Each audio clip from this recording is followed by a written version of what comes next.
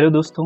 तो आज हम स्टार्ट करने वाले हैं अपना एक नया प्रोजेक्ट जो कि एक कैलकुलेटर ऐप होने वाला है और जो हम रिएक्ट की मदद से बनाने वाले हैं। तो आते हैं अपने स्क्रीन पर और यहाँ पे गूगल पे हम लोग टाइप करेंगे रिएक्ट 5। जो भी आपको पहला लिंक दिखे आप उस पर आ जाइए और आपको थोड़ा सा स्क्रॉल करने पर यहाँ पे एक कोड दिखेगा, इसे आपको कॉपी करना है। अब आते हैं हम अपने टर्मिनल पे, तो विंडोज और आर की प्रेस करके यहाँ पे अपना CMD ओपन कर लेते हैं और CMD में के आने के बाद हम आते हैं डेस्कटॉप पे। डेस्कटॉप पे आ गए हैं। अब ये डेस्कटॉप के अंदर हम ये फोल्डर बनाने वाले हैं, तो ठीक है। यहाँ पे प्रोजेक्ट का नाम हम रख देते हैं कैलकुलेटर। ओके, और हमें करना है रिएक्ट को सेलेक्ट। हमें जावा स्क्रिप्ट नहीं, टाइप स्क्रिप्ट नहीं चाहिए, हमें चाहिए जावा स्क्रिप्ट। ओके, चलिए तो हम आ चुके हैं। अब हम इसे ओपन कर लेते हैं अपने VS कोड में। फिर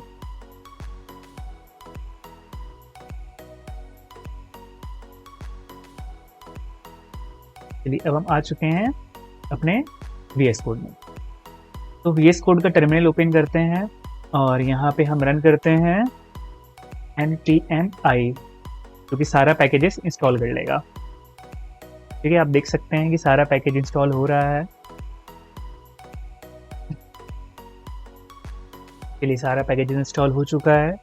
अब हमें करना है अपने रिएक्ट ऐप को स्टार्ट। तो रिएक्ट ऐप को स्टार्ट करने के लिए अगर आप क्रिएट रिएक्ट ऐप के मदद से ऐप बनाते थे तो आपको याद होगा कि उसमें हम लोग npm स्टार्ट लिखते थे, बट अगर आप बाइट के मदद से बना रहे हैं तो आपको लिखना है npm run dev। npm run dev, okay. और ये आपको कंट्रोल की प्रेस करके आपको ये लोकल होस्ट पे क्लिक करना है। तो ये आप देख सकते हैं कि क्रोम के अंदर अभी ये मेरा ओपन हो, ठीक है, जो कि एक बेसिक टेम्पलेट था वाइट का, तो आपको यहाँ देखने को मिल रहा है। अब इसका कोड यहाँ पे है app.js के अंदर। अगर हम इसे अब खाली कर देते हैं अपने app.js के अंदर और कंट्रोल से सेव करते हैं तो आप देख सकते हैं कि अब ये सारा चीज़ चला गया। ठीक है, अब आते हैं वापस से। तो हमें क्या चाहिए, हमें ये भी नहीं चाहिए, इसे भी हटा देते हैं। और CSS चाहिए, लोगो नहीं चाहिए, यूज स्टेट का ज़रूरत पड़ेगा मुझे, तो यहाँ पे रखते हैं इस तरीके से। ओके, अब सबसे पहले हमें एक div लेना है, div डॉट कैलकुलेटर। ओके, इसे हम क्लास दे देते हैं कैलकुलेटर, जो कि होने वाला है। ओके, अब कैलकुलेटर के अंदर दो पार्ट होता है, एक आपका डिस्प्ले और एक कीपैड। अब इसके अंदर हम दो पार्ट में डिवाइड करते हैं अपने कैलकुलेटर को। तो सबसे जो पहला मेरा पार्ट था जो कि डिस्प्ले होने वाला, तो डिस्प्ले आपका बेसिकली इनपुट जो कि यूज़र से लेने वाला है। तो इसे मैं इनपुट ले लेता हूँ, इनपुट, और इससे कुछ क्लास दे देता हूँ डॉट डिस्प्ले। ओके, अभी जो इसका अगला पार्ट होने वाला है div dot keypad, EYPAD keypad. ठीक है, तो ये मेरा कीपैड का सेक्शन होगा। अब इस कीपैड के सेक्शन में हमारे पास बटन्स होने वाला है, कीज। तो हम यहाँ पे बटन से बना लेते हैं, बटन और डॉट की। ओके, अब यहाँ पे मेरे पास एक बटन बन चुका है। ठीक है, अब हम आते हैं स्टाइलिंग पे। ठीक है, पहले स्टाइल करने से पहले मैं क्या करता हूँ कि फंक्शन बना लेता हूँ जो कि इजी रहेगा। ठीक है, तो फिर ये बार बार बटन के अंदर कॉपी पेस्ट करने की ज़रूरत नहीं पड़ेगा, ऑन क्लिक वाला एक ही बार मैं कॉपी करके बार बार पेस्ट कर दूँ। अब यहाँ पे सबसे पहले जो कि कीपैड डिस्प्ले के अंदर दिखने वाला है आपको, तो वो इक्वेशन होने वाला। तो वो इक्वेशन का जो भी वैल्यूज होगा हम यूज स्टेट के अंदर स्टोर कराएंगे। QUATI equation. Okay, equation initially blank होगा जिसके अंदर कुछ भी नहीं है, और ये जो इनपुट है इसका वैल्यू इक्वेशन होने वाला है, इक्वेशन। ओके, और यहाँ पे हम एक ऑन चेंज भी लगा देते हैं। ऑन चेंज में set equation E dot target dot value. ठीक है, अब इसमें हम डायरेक्टली टाइप भी कर सकते हैं क्लिक करके अपने कीबोर्ड की मदद से। और फिर अब यहाँ पे आई थिंक इनपुट का चीज़ तो हो गया।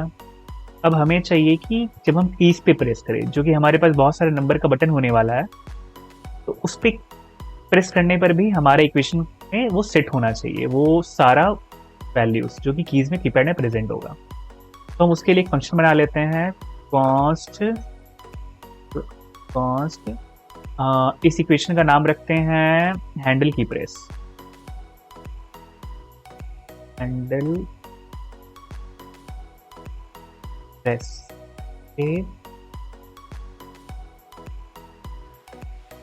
और यहाँ पे हम इसे पैरामीटराइज्ड कर देते हैं। यहाँ पे की पास करेंगे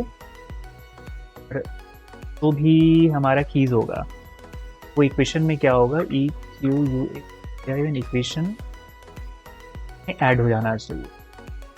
सेट इक्वेशन यानी इक्वेशन का जो पहले से जो वैल्यूज था और अब हम जो कीज प्रेस करेंगे उसमें ऐड होके फाइनल वैल्यू वो इक्वेशन में सेट हो जाएगा। तो इक्वेशन का पहला वैल्यू तो इक्वेशन ही रहने वाला है और जिसमें वो ऐड होके जो कि हम पास करने वाले हैं पैरामीटर से, तो अब ये इसमें ऐड होके फाइनल वैल्यूज इक्वेशन के अंदर सेट हो जाने वाला है। ओके, और यहाँ पे भी ऑन क्लिक फंक्शन लगा देते हैं और यहाँ पे हमें as a fat arrow function के अंदर लिखना पड़ेगा। ओके, यहाँ पे हैंडल की प्रेस। ओके, तो अब हमें यहाँ पे 1 के लिए सपोज 1 ही रखना पड़ेगा और एज अ स्ट्रिंग हम जो भी वैल्यूज रहेगा उसे पास कर देंगे। ठीक है, ये हो गया। अब मुझे क्या करना है कि अब इसे कॉपी करके कंट्रोल C 3 4 2 3 ऐसा हमें 5 बार कॉपी करना है, 4 का ग्रुप बना के। तो देख सकते हैं हमने क्या किया है कि 4 का सेक्शन बना के इसे 5 बार 5 ग्रुप से डिवाइड किया है। ठीक है, तो सबसे पहला जो बटन हमारा होने वाला है वो होगा आई थिंक क्लियर का।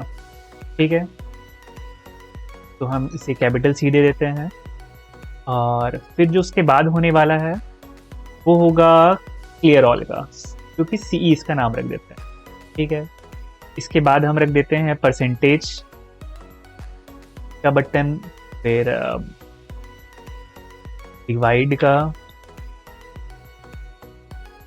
फिर उसके बाद जो होगा हमारा 7 8 9, क्योंकि कैलकुलेटर का नंबरिंग नीचे से स्टार्ट होता है 7 8 9।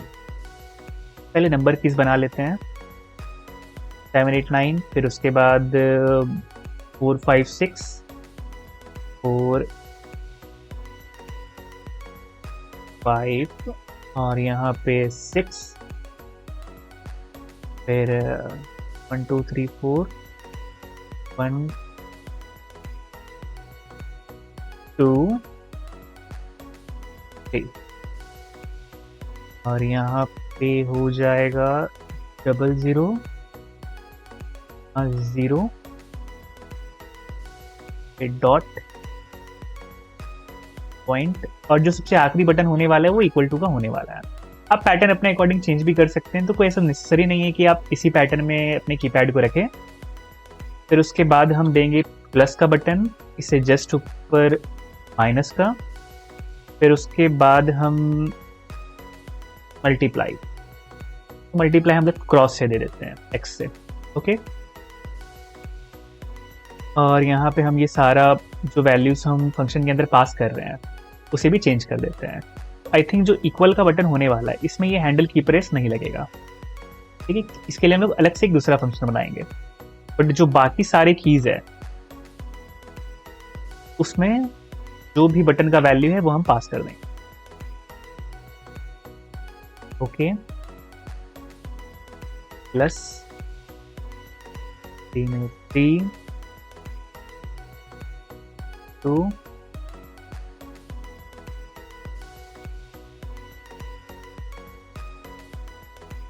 5 4, और जहां पे हम x लिखे हैं वहां पे आपको ये स्टार का साइन पास करना है, जो कि मल्टीप्लाई का साइन, ठीक है, ये वाला साइन 9 8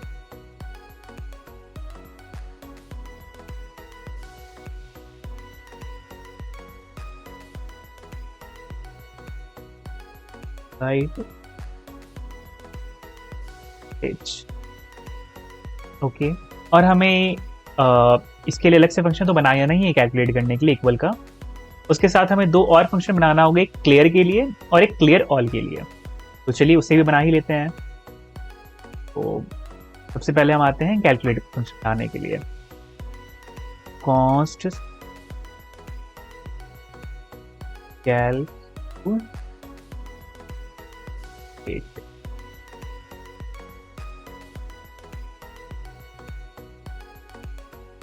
तो कैलकुलेट फंक्शन कैसे होने वाला है, तो हमें क्या करना है कि जो सेट इक्वेशन है, जो भी वैल्यूज मेरा इक्वेशन का होगा उसे कैलकुलेट करके हम वापस से ही उस इक्वेशन के अंदर पुट कर देंगे। तो हमारे डिस्प्ले पे क्या होगा कि जो भी कैलकुलेटेड वैल्यू होगा वो डिस्प्ले हो जाएगा।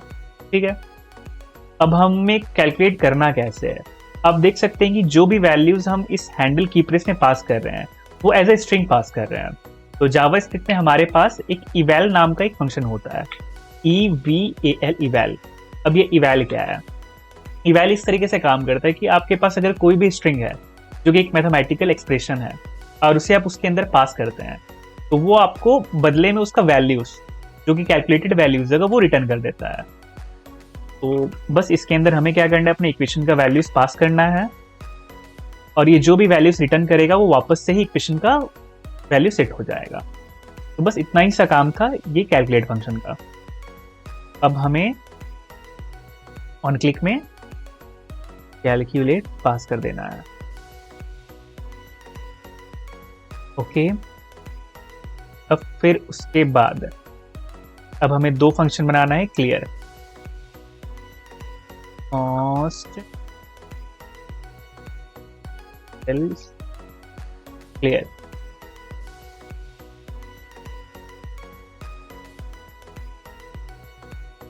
अब क्लियर के लिए आपको क्या करना है कि जो भी इक्वेशन का वैल्यूज होगा वो स्ट्रिंग ही है और वो स्ट्रिंग का आखिरी का एक कैरेक्टर उसे हटा देना है, माइनस कर देना है।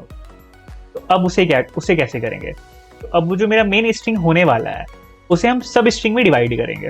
ठीक है, तो सबसे पहले सेट इक्वेशन, क्योंकि इक्वेशन का वैल्यूज जो भी होगा कट छट के वो फाइनली इक्वेशन के अंदर ही जाने वाला है। तो अब इसे हम क्या करेंगे कि सब स्ट्रिंग इक्वेशन डॉट सब स्ट्रिंग, और इस सब स्ट्रिंग के अंदर हम लोग दो वैल्यूज पास कर देंगे कि कहां से लेकर कहां तक काटना है। तो हमें जीरो इंडेक्स से लेके कहां तक चाहिए, स्टार्टिंग से लेके जो भी उसका लेंथ होने वाला है इक्वेशन का उससे जस्ट एक पहले -1। ठीक है, यहां तक का लेंथ हमको चाहिए होगा स्ट्रिंग का। तो ये हैंडल क्लियर हो गया है, बन गया फंक्शन। अब क्योंकि बहुत इजी एक और फंक्शन है, जैसे जो क्लियर था तो क्लियर में इतना लॉजिक लगाना था कि कहां से लेकर कहां तक हमें कट करना है, बट जो कि क्लियर फंक्शन होने वाला है clear all and handle clear all.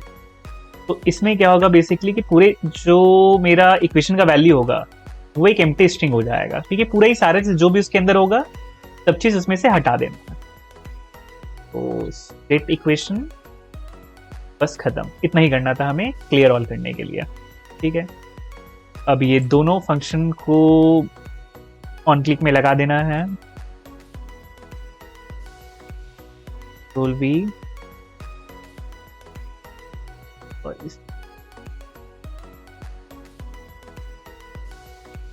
तो आई थिंक जो भी मेरा लॉजिक वाला चीज़ था वो बन के रेडी हो चुका है।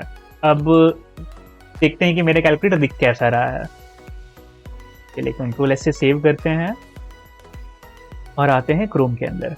ओह तो ये काफ़ी गंदा दिख रहा है अभी, क्योंकि अभी कोई भी CSS वगैरह इसमें अप्लाई नहीं हुआ है। बट हम इसे टेस्ट कर सकते हैं कि ये वर्क कर रहा है कि नहीं कर रहा है। तो अब हम प्रेस करने वाले हैं 5। ओह डिस्प्ले पे आ रहा है 5 + 4 एन इक्वल टू या 9। तो आप देख सकते हैं कि कैलकुलेटर परफेक्टली वर्क कर रहा है। अब हम क्लियर करके भी देखते हैं। क्लियर फंक्शन वर्क नहीं कर रहा है, बट क्लियर ऑल वर्क कर रहा है। तो हमारा क्लियर फंक्शन क्यों नहीं वर्क कर रहा है भाई? लेट्स सी क्यों नहीं वर्क कर रहा है ये। Handle clear set equation dot सब स्ट्रिंग 0 से स्टार्ट करके इक्वेशन का लेंथ -1 तक जाना सही है। तो फिर जा क्यों नहीं रहा है, देखते हैं। 4 + 5 नहीं, परफेक्टली वर्क कर रहा है। ओके चलिए अब इसे स्टाइल करना चालू करते हैं। अब स्टाइल करने के लिए हमें अपने इसके CSS लिखना पड़ेगा, और वो CSS लिखने के लिए हमें ओपन करना है app.css। और app.css ऑलरेडी लिंक था पहले से ही, तो हमें लिंक करने की ज़रूरत नहीं है। अब इसके अंदर देख सकते हैं कि बहुत सारा पहले से ही कुछ कोड लिखा हुआ है CSS का। इसे सिलेक्ट करके सारा उड़ा देते हैं। चलिए अब और एक चीज़ करना है हमें कि हमें आना है index.css पे। अब इसमें भी आपको बहुत सारा कोड पहले से लिखा हुआ दिख रहा होगा। अब इसे भी हटा देना है, बट आप सब मत हटाइएगा। आप रूट तक रहने दीजिएगा, सिर्फ रूट, और यहाँ से हटा दीजिएगा। और आई थिंक रूट में भी क्या क्या काम है, कलर ये ओके है, बैकग्राउंड कलर ये भी ठीक है, फॉन्ट हाँ बढ़िया। तो ये चेंजेस करना था index.css में। अब इसका कोई काम नहीं index.css का, तो इसे हटा देते हैं। और अब app.css के अंदर तो सबसे पहले हमें क्या करना है कि जो भी पहले से पैडिंग और मार्जिन था उसे हटा देंगे, M0 + P0 लिख के। ओके और अब आते हैं बॉडी पे, बॉडी। तो बॉडी जो हमें करना है कैलकुलेटर बीच में लेके आना है, तो डिस्प्ले फ्लेक्स। ओके और इसे हमें क्या करना है कि दोनों तरफ से वर्टिकली हॉरिजॉन्टली अलाइन करके कैलकुलेटर को बीच में लेके आना है। ठीक है, तो अब justify content centre, again align item centre, और जो मेरा मिनिमम हाइट होगा बॉडी का, मिनिमम हाइट ये होगा 100 VH का। ओके और बैकग्राउंड कलर हम दे देते हैं, आप अपने मन से कोई भी कलर यूज़ कर सकते हैं, बट मैं यहाँ पे करने वाला हूँ डार्क खाकी। चलिए ये देखते हैं कैसा रहेगा। ओके तो ये बॉडी तक ने स्टाइल कर लिया है, ये कलर बैकग्राउंड का है, नॉट बैड। और वैसे कैलकुलेटर हमारा डार्क थीम में होने वाला है, तो ये बैकग्राउंड कलर से कोई फर्क नहीं पड़ेगा। अब डॉट कैलकुलेटर को स्टाइल करते हैं इस क्लास को। अब इस क्लास में सबसे पहले हम देंगे साइड से पैडिंग, तो पैडिंग और बहुत हल्का सा पैडिंग देना है, तो 5 पिक्सल का पैडिंग हम यहाँ पे देंगे। और साइड हमें चाहिए कर्व, तो उसके लिए बॉर्डर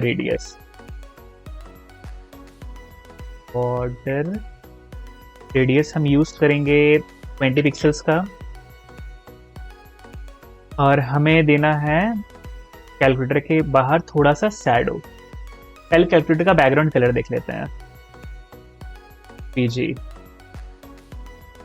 बैकग्राउंड कलर। तो बैकग्राउंड कलर यूज करने वाले हैं एस, तो ये डार्क कलर है एक ग्रे टाइप का जो कि हम यूज करने वाले हैं। तो आप कोई और कलर का भी बना सकते हैं, आई थिंक ये ठीक है। ये बैकग्राउंड कलर जो आ रहा है कैलकुलेटर का।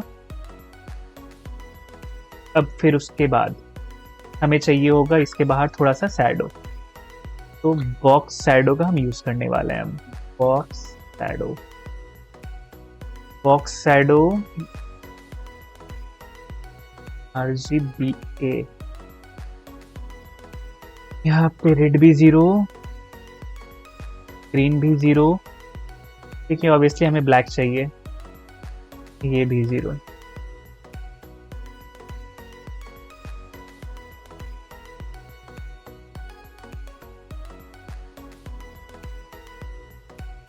और इसका ओपेसिटी कर देते हैं 0.4, और ये ना इसे स्प्रेड करना है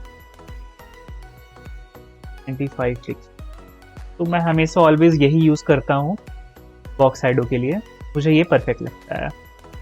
तो आप देख सकते हैं कि हल्का सा यहाँ पे ये शैडो का फील आ रहा है यहाँ पे। ओके, अब ये जो बाहर का बॉक्स था ये डिजाइन हो चुका है। अब आते हैं डिस्प्ले पे। तो डॉट डिस्प्ले, ओके। तो सबसे पहले डिस्प्ले का एक हाइट देते हैं, क्योंकि अभी डिस्प्ले जो हमारा दिख रहा है वो बहुत ज़्यादा छोटा ही काम करते हैं। मैं इसे हाफ ऑफ में ओपन कर लेता हूँ, आई थिंक ये आपके लिए भी बेटर होगा।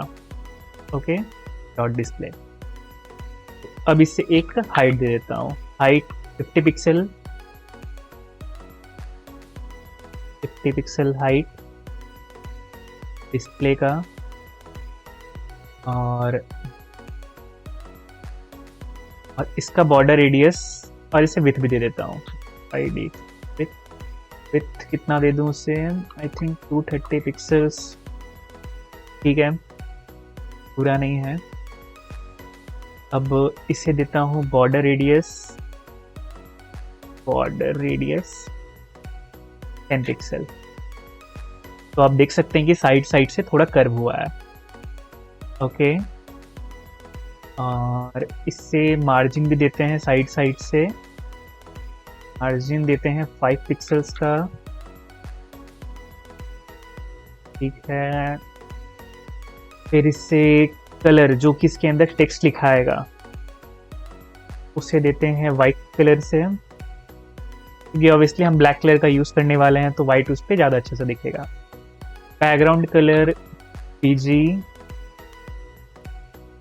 बैकग्राउंड हम देंगे इसे, आई थिंक 49 परफेक्ट होगा, 494949, ठीक है। ये शेड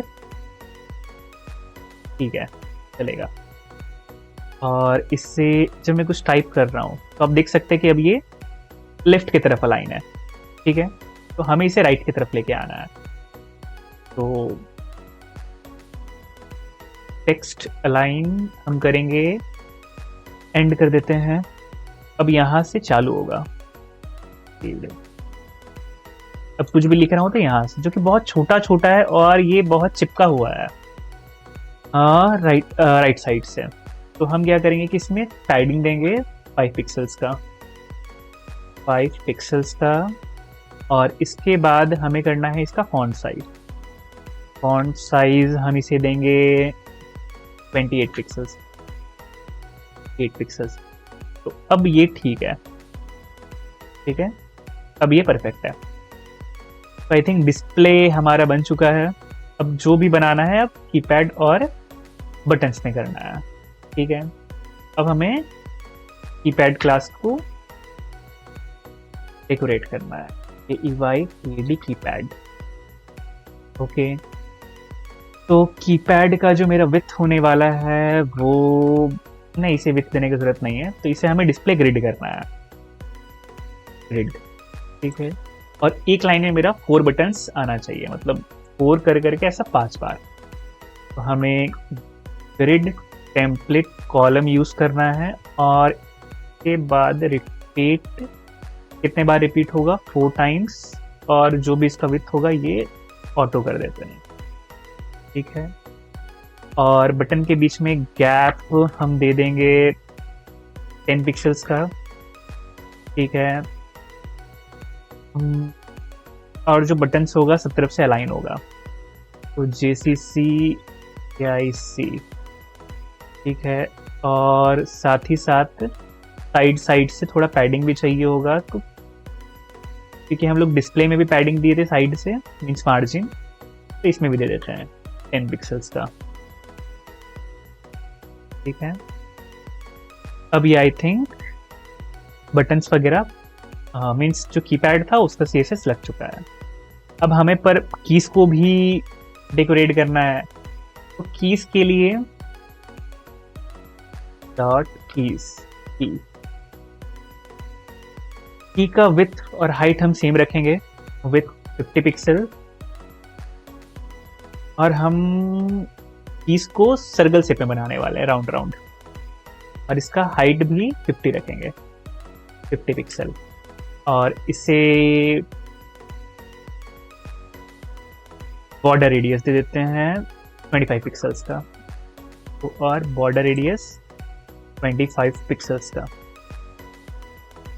अब ठीक नहीं, 25 पिक्सल। अब शायद ये हो चुका, आप देख सकते हैं कि पहले से इसमें से कुछ बॉर्डर आ रहा है, हमें ये नहीं चाहिए।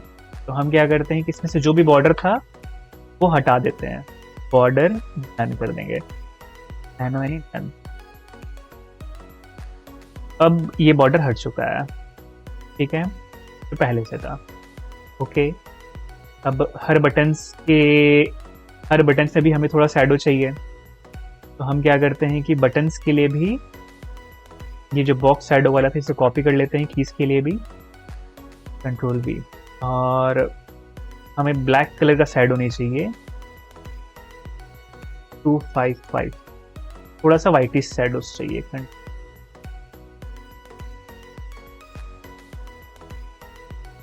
ठीक है।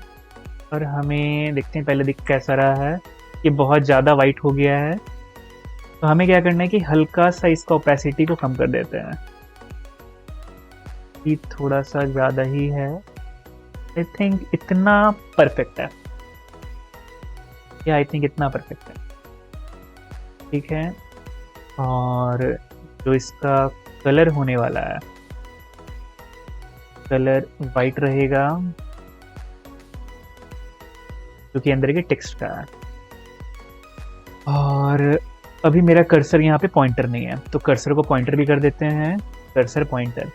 अब जब अपने एरो माउस को यहाँ लेके जाएंगे तो यहाँ पे एक पॉइंटर ऐसा बन जाएगा। और फिर हम क्या कर सकते हैं, अपने बटन्स में बहुत पतला पतला टेक्स्ट जो लिखा हुआ है बटन्स को, उसे हल्का बोल्ड कर देते हैं।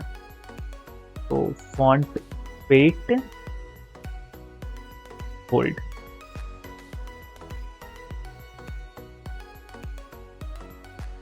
अब थोड़ा बेटर है। ओके। और फॉन्ट साइज, थोड़ा सा टेक्स्ट को बड़ा भी कर देंगे। फॉन्ट साइज हम यहाँ पे कर देते हैं 22 पिक्सल्स का, 22 पिक्सल्स। अब सही है थोड़ा, पर मेरा सारा कीज जो है वो सेम कलर का है। अब उसके लिए क्या करते हैं कि हम, अच्छा और एक चीज़ चाहिए कि जब भी हम कीज पे होवर करें तो कुछ फील होना चाहिए कि वहाँ पे माउस है। तो होवर हम क्या करते हैं, ओपेसिटी जो होगा कीज का ये थोड़ा सा कम कर देंगे, एक होवर वाला फील आएगा। ठीक है। ये बहुत हल्का सा है, आप चाहे तो इसे और भी कर सकते हैं। और अब हमें बटन्स को कलर भी देना है, तो हम क्या करते हैं कि जो मेरा फंक्शन कीज होगा, मीन्स जो ऑपरेटर्स होगा, इसे हम कुछ और कलर का देंगे। जो क्लियर और क्लियर ऑल का है उसे भी कुछ और कलर का, नंबर्स को कुछ और कलर, और इक्वल को कुछ और कलर। ठीक है। तो हम एक क्या करते हैं काम कि कुछ क्लासेस और बना लेते हैं। तो सबसे पहले नम बटन के लिए बैकग्राउंड हम दे देते हैं थोड़ा सा ऑरेंजिस कलर, ठीक है। थिंक ये कलर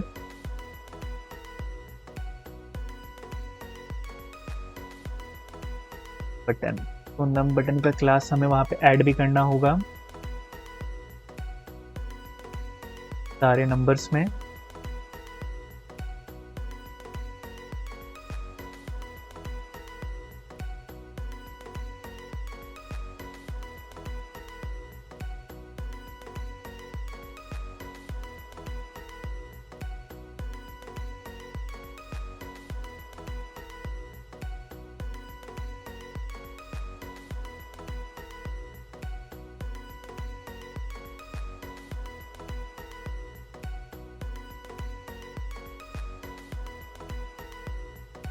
आई थिंक ये ऑलमोस्ट हो चुका है। सारे नंबर्स पे हमने इसे कॉपी कर दिया है। अब और हमें क्या चाहिए, ऑपरेटर बटन। तो ऑपरेटर्स के लिए हम एक क्लास लगा देते हैं यहाँ पे भी, यहाँ परसेंटेज से स्टार्ट करना है। OPRBTN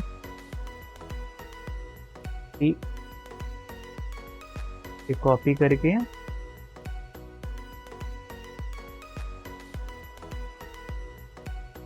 सारे ऑपरेटर्स वाले कीज पे पेस्ट कर देते हैं। यहाँ मल्टीप्लाई का साइन है तो यहाँ पे पेस्ट हो जाएगा, और यहाँ माइनस का है तो यहाँ पे भी।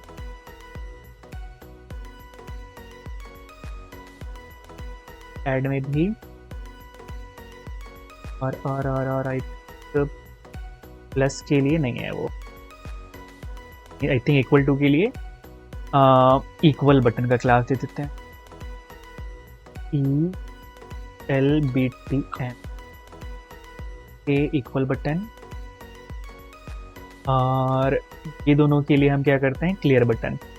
ये दोनों को सेम क्लास दे देते हैं, CLRBTN।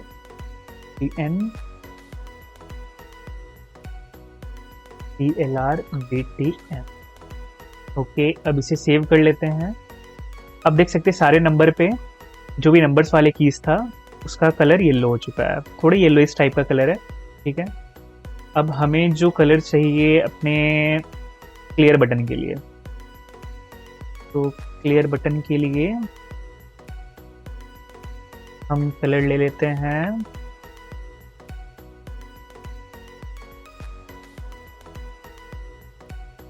CLRB। ओके, तो बैकग्राउंड यूज करते हैं क्लियर के लिए, थोड़ा सा इसका डार्क सेट, ठीक है। ये कलर रहेगा रेडिश में, ठीक है। अब हमें अपने सारे ऑपरेटर्स को भी क्लास देना है। हमने इसे क्या क्लास दिया था, OPR, I think OPRBTN। Operators के लिए हमें ब्लू कलर का यूज करना, ऑरेंज, सॉरी। ओके, अब इक्वल टू के लिए ब्लू कलर के लिए .EQLBTN के लिए ब्लू कलर,